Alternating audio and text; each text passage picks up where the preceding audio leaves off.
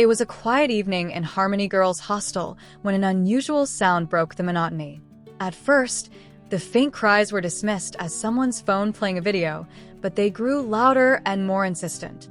A group of curious girls traced the sound to the common room, where, to their astonishment, they discovered a baby swaddled in a soft, pink blanket. The sight left everyone in stunned silence, their minds racing with questions. Who had left the baby here? And why? The hostel warden, Mrs. Kapoor, was immediately called.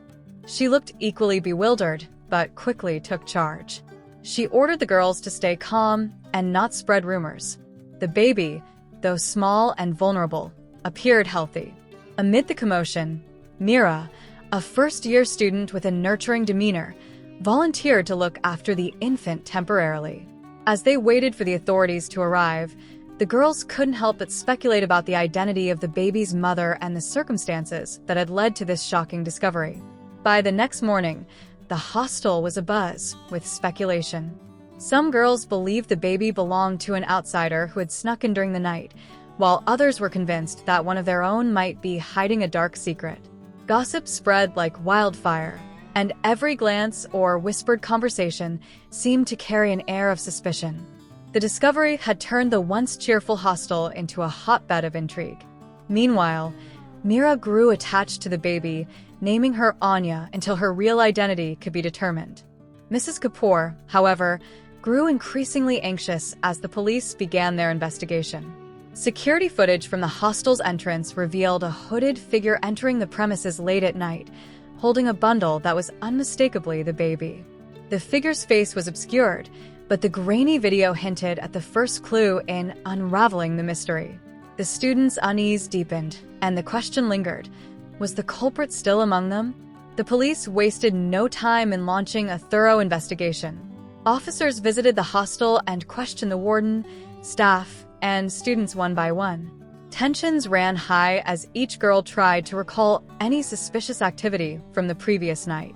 Some students hesitated, fearful of being wrongly implicated, while others eagerly shared their theories.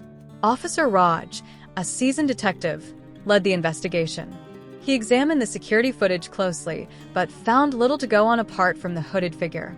The lack of clear evidence frustrated him, but he reassured Mrs. Kapoor that they would leave no stone unturned. As the day went on, Mira struggled to balance her classes with caring for the baby. Anya's soft coos and giggles brought a rare moment of lightness to the otherwise tense atmosphere. Some of the girls, initially hesitant, began to help Mira, forming an unlikely bond over the baby's care. Amid this newfound camaraderie, the mystery of Anya's origins loomed larger than ever. That evening, as Mira changed Anya's blanket, she discovered a crumpled note tucked inside. Her heart raced as she carefully unfolded the paper. The handwriting was hurried and uneven, as if written in desperation. The note read, "Please take care of her. She is safer here than with me. Trust no one." Mira's mind spun with questions. Who had written the note? Why was the baby in danger? And what did "trust no one" mean? She immediately informed Mrs. Kapoor and Officer Raj, who treated the note as a critical piece of evidence. The discovery added a new layer of urgency to the investigation. While the police analyzed the note for fingerprints or other clues, the girls' speculations grew wilder. Some believed the baby's mother was fleeing a dangerous situation, while others suspected a more sinister plot. Mira, however, couldn't shake the feeling that the note was a plea for help, and she became even more determined to protect little Anya at all costs. 2 days later, a mysterious package arrived at the hostel, addressed anonymously to the caretaker. Inside was a bag filled with baby supplies, diapers, formula, clothes, and a small stuffed bear. While the items were thoughtful and practical, the package deepened the mystery. Who had sent it, and how did they know about the baby's presence? Officer Raj examined the package for fingerprints, but found none. The courier company's records provided little help, as the sender's name and address were fake. Mira and the girls speculated whether the package was sent by the baby's mother or someone connected to her. Some even feared it could be a trap. Meanwhile, Mira's bond with Anya grew stronger. She found herself singing lullabies at night and reading up on childcare during her study breaks. Despite the uncertainty and fear, the baby's innocent smiles brought a sense of warmth and purpose to her life. But in the back of her mind, Mira knew the mystery was far from over. During a late-night conversation in the dorm, one of the girls, Priya, broke down in tears and admitted she had seen someone sneaking into the hostel the night the baby was left. She had been too scared to come forward earlier, fearing she'd be blamed. According to Priya, the figure appeared to be a young woman, possibly in her 20s, and she had left in a hurry. This revelation sent shockwaves through the group. While some girls expressed sympathy for Priya, others questioned why she hadn't spoken up sooner. Officer Raj considered Priya's testimony a significant lead and urged her to recall any additional details. Priya's description of the woman's hurried movements and apparent distress added to the theory that the baby's mother was fleeing danger. But who was she running from? And why choose the hostel as a hiding place for her child? As the investigation continued, Mira decided to clean out an old storage area in the hostel, hoping to create a quieter space for Anya.